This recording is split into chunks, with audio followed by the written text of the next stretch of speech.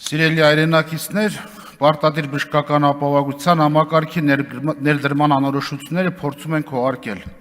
Հեղափոխական բարեփոխումների անվան տակ իրականում առաջացնում են լրացուցիչ մի շարք խնդիրներ բազմազան մեր հայրենակիցների համար։ Մասնավորապես 65 եւ ավել տարիքային խմբի մեր հայրենակիցները շուրջ 111,000 հիմա են օգտվում անվճար բժշկական ծառայություններից պետական ֆինանսավորմամբ։ Այս ծառայությունների ցանկն էլ հստակ ամրագրված է գործող օրենսդրությամբ։ Իսկ այս համակարգի պատասխանատու նախարարը պնդում է իբրև թե պարտադիր բժշկական ապահովության մեջ նոր ընդգրկում են 65 եւ ավել տարիք ունեցող 400,000 քաղաքացիներ։ Առանց հաշվի առնելու, որ այդ 400,000-ից արդեն 111,000 փաստացի օգտվում են անվճար բժշկական ծառայություններից։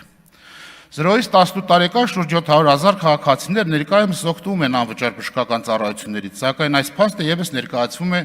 իբրև նոր ձեռքբերում պարտադիր բժշկական ապահովության ներդրման շրջանակներում։ Նոր ներդրվող ապահովագրական համակարգը ունի մի շարք բժշկական ծառայությունների գծով սահմանափակումներ, որոնք առկա չեն ներկայիս գործող անվճար բժշկական օգնության շրջանակներում։ Օրինակ, սոնոգրաֆիան ծառայությունից կարող են օգտվել տարեկան 1 անգամ նոր օրենքով։ Արգելվում է կամավոր ապահովագրություն այն խումբ անձանց համար, որոնք ընդգրկված չեն այս ցանկում։